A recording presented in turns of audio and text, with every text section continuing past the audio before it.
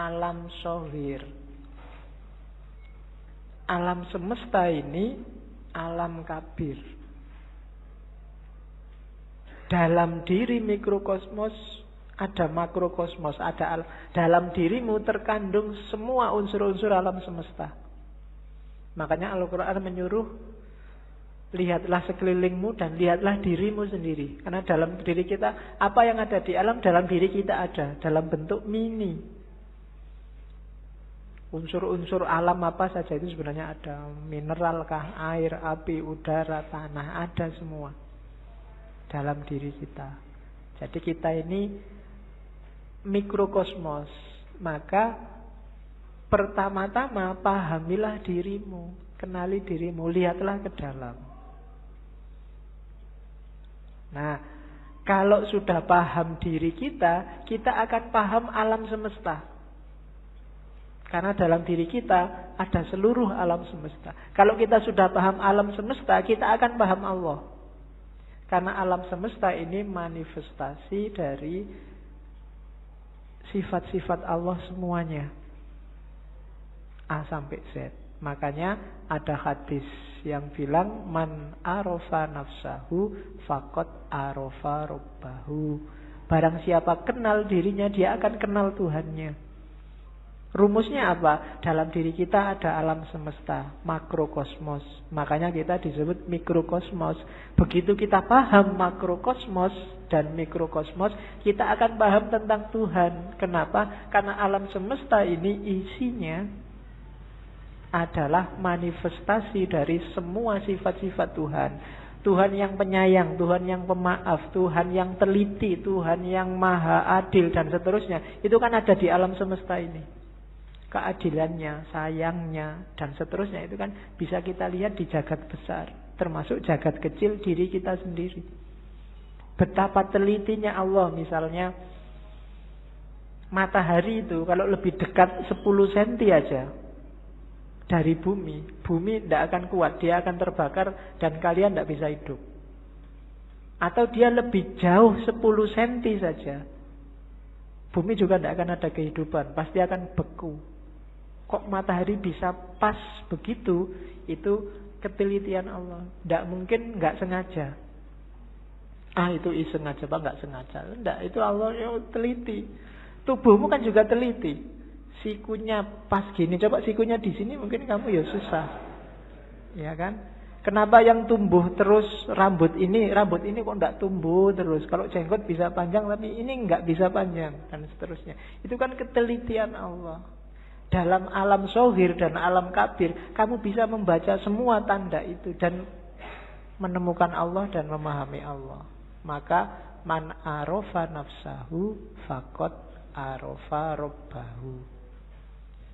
Jadi manusia sebagai mikrokosmos dan makrokosmos. Maka hakikatnya kita dan alam itu levelnya sama. Jangan mengeksploitasi alam, jangan merusak. Itu apa? Karena ini bagian dari kita. Termasuk dengan sesama. Kita dan masyarakat yang lain itu satu.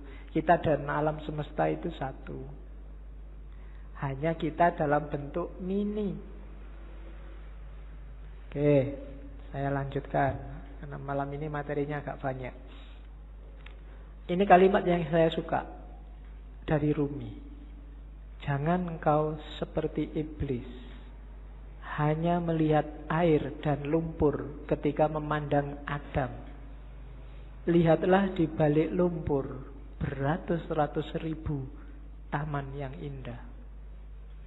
Kalimat ini menurut saya penting karena orang Indonesia hari ini cara berpikirnya landasannya adalah suudzon.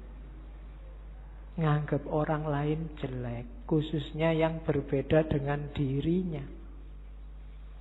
Kalau sudah benci, tidak ada baiknya sedikit pun.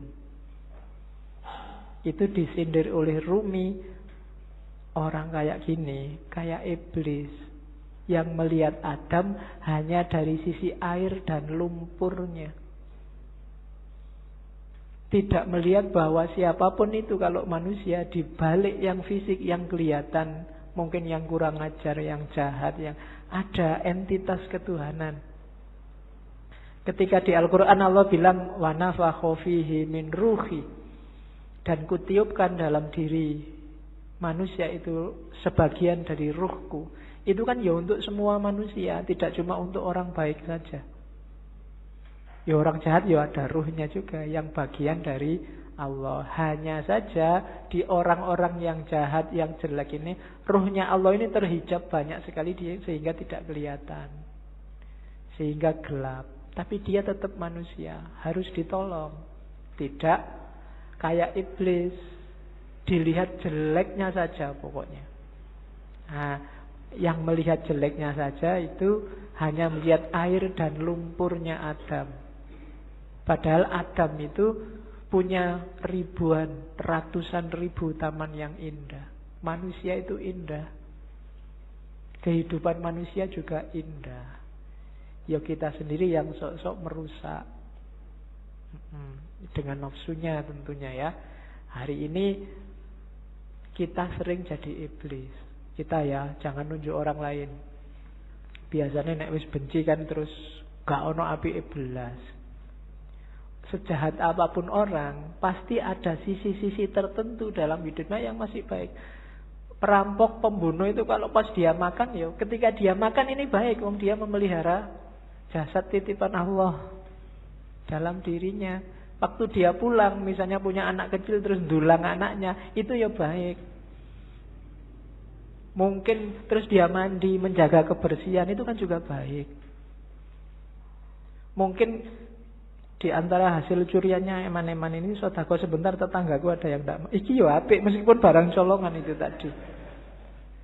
Malingnya jelek iya, ngerampoknya jelek, tapi banyak sisi yang baik dalam kehidupannya. Tapi kalau begitu kita benci, yang baik-baik ini nggak kita lihat. Sebaliknya kadang-kadang juga begitu kita suka, yang jelek-jelek nggak kita lihat. Nah, maka yang penting yang pertama jangan kayak iblis ya, suka benci orang lain. Kalau ada orang tersesat, diingatkan. Kalau dia ngeyel, ya sudah, kan gitu rumusnya. Ada orang mau ke Jakarta kok jalannya ke timur, ya jangan dimarahi, jangan dipisu-pisui, dipukuli, kurang ajar kamu ke Jakarta kok ke timur, kan enggak. Ya mas, Jakarta itu ke barat, sampai kok jalan ke timur. Ya suka-suka saya dong. Ya sudah. Kan gitu aja. Hari ini kan kamu gitu. Ada orang kamu anggap sesat, terus kamu marah-marahi, kamu pukuli. Nggak ditunjukkan yang benar gimana. Tunjukkan ya. Tugas kita kan cuma tabligh. Sampaikan aja. Kalau nggak diterima ya sudah. Perkara nanti kamu kesasar mau ke Surabaya kok terus nyampe Banyuwangi. Mau ke Jakarta nyampenya Banyuwangi. Ya dinikmati saja. Urusannya dia. Nah, yang penting kita jangan jadi iblis. Kalau ada orang beda, orang kita anggap sesat, terus kita lihat jeleknya saja. Terus, ini penting juga, akal. Rumi termasuk orang yang memposisikan akal tidak sebagai puncak. Akal itu penting, tapi akal hanya transit. Akal harus dilampaui. Tidak boleh orang berhenti hanya di akal. Di Masnawi itu ada cerita yang mungkin sering dikutip orang. Cerita ahli bahasa dan tukang perahu. Jadi ada ahli bahasa naik perahu sama tukang perahunya. Sambil naik perahu terus ngobrol. Mas, tukang perahu, sampean ngerti nggak kalimat majemuk itu apa? Nggak ngerti pak. Sampean sudah tua kalimat majemuk aja nggak ngerti. Rugi sampean hidup itu. Sampean ngerti nggak kalimat sastra itu kayak gimana? Nggak tahu pak. Alah, apalagi sampean sudah umur tua gini sastra aja nggak ngerti. Buat apa umur sampean dihabiskan? Sampean ngerti nggak? Pokoknya diajak ngobrol gitu, dimarahi terus, dilecehkan terus. Tiba-tiba terus ada badai. Kapalnya mau tenggelam, katanya yang punya perahu, waduh ini pak, sampean bisa nggak berenang? Nggak bisa. Wah, sampean sampai tua. Berenang aja nggak bisa, ya wassalam sampean mati. Bye-bye, tak tinggal ya. Sudah selesai. Ya. Nah, itu cerita ini terkenal, nanti variasinya macam-macam. Tapi ini Rumi mau nyindir bahwa ya bolehlah ada orang pinter, tapi sepinter-pinternya orang itu kan sesuai bidangnya. Yang pinter filsafat mungkin tidak ngerti sama sekali tentang fikih. Yang pinter fikih mungkin tidak ngerti tentang kalam. Yang teknik mungkin tidak ngerti tentang kedokteran. Sak jago-jagonya Habibie, kamu tanyain, Pak Habibie, ngerti nggak teorinya Ghazali tentang? Tidak ngerti dia. Oh, dia ilmunya penerbangan. Jadi, tidak. Maka orang pinter yang sombong itu janjinya orang bodoh. Sepinter apa sih dia? Ilmunya seluas apa sih? Tidak ada. Orang itu selalu pinternya fakultatif. Sesuai fakultasnya masing-masing. Tidak ada ilmu universal. Makanya tidak ada kuliah di universitas, yang ada di fakultas. Universitas cuma mengkoordinir. Kalau digabung dari banyak fakultas, jadilah universitas. Kan logikanya begitu. Jadi cerita ini sebenarnya Rumi main nyindir. Sejago-jagonya akalmu hanya bisa menangkap sesuai pengalamanmu masing-masing. Tidak akan lebih dari itu. Oke. Tapi saya ngerti dunia luar angkasa loh Pak. Ya, paling kamu pernah baca buku tentang luar angkasa. Kan itu aja. Filsafat saya juga ngerti, matematika juga ngerti. Yang kebetulan kamu ngalami membaca atau ngalami belajar. Yang tidak ya enggak. Sokrates mungkin orang paling pinter, tapi sama istrinya urusan nyambel apa urusan bikin sayur itu tetap menang istrinya. Ya kan? Sepinter apapun Immanuel Kant, kalau bannya bocor, kan ada cerita satu ketika Immanuel Kant bannya bocor, sadelnya patah. Begitu nyampe di tukang sadel, Immanuel Kant pingin nguji yang punya, tukang sadel tolong saya dibikinin sadel yang pakai rumus trigonometri plus 2 kali. Dari tukang sadel tidak bisa saya. Kalau sadel biasa bisa, kalau pakai rumus macam-macam tidak bisa. Ya memang beda ilmunya. Jadi yang pertama catatannya akal itu tidak segalanya. Kalau kita hanya bersandar pada akal, maka kita bersandar pada batas pengalaman kita sendiri. Karena sejauh apapun ilmu kita, ya sebatas yang pernah kita alami. Ilmunya mahasiswa filsafat pasti beda dengan mahasiswa pendidikan. Pasti beda dengan mahasiswa teknik. Itu batasnya akal. Jadi, saya bilang tadi, akal hanya transit.